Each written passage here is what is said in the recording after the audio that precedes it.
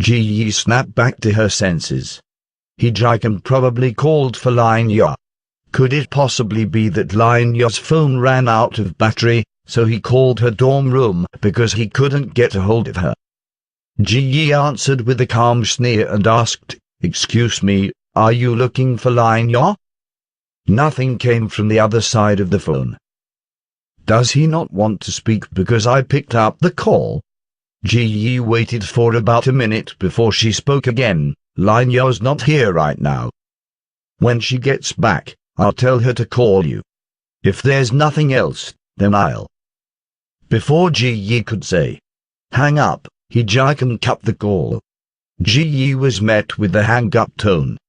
Lin Ya, Bohee, and Tang Luai didn't return to the dorm room until Ji Yi was almost asleep. Having been woken up, she groggily sat up in her bed and said in a raspy voice, "Xiao Ya, did you not have any battery on your phone?" "No, what's up?" "Tonight." Ji Yi hesitated for a moment as she swallowed the words he Jiken and changed them to, "Your boyfriend called the landline looking for you." "He did?" asked Lin Ya in return. Ji Yi let out a "yeah." After overhearing their conversation, Bohee casually picked up the phone and checked the call logs. "Huh? It was at 10 in the evening. Wasn't he with us at the time?" Lin Ya paused as she put her hair up in a ponytail. He Jiken made plans with her to go to the outdoor party together, but just as they arrived at the venue, he dropped her, Bohee, and Tang Luai off.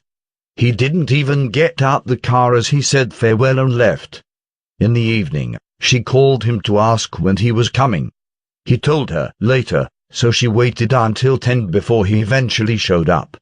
She pestered him and talked to him a lot, but he wasn't really responsive. Naturally, she was a little unhappy, so she eventually quieted down too. In the end, he deliberately asked for the phone number to her dorm room. "He has my cell number, so why did he need the number to my dorm room?"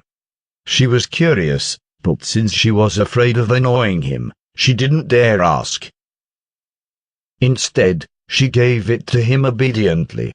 Who knew that he'd actually turn around and call the dorm looking for me? She was sitting next to him at the time, so he definitely wasn't looking for her. There were only 4 people in the dorm room, 3 of which were at the party. Ji Yi was the only one not there. Lin Ya couldn't help but tense up her hand in the middle of tying up her hair, but her voice was soft and smooth as satin as she said, "He did ask for our dorm number. So I added it to his phone for laughs.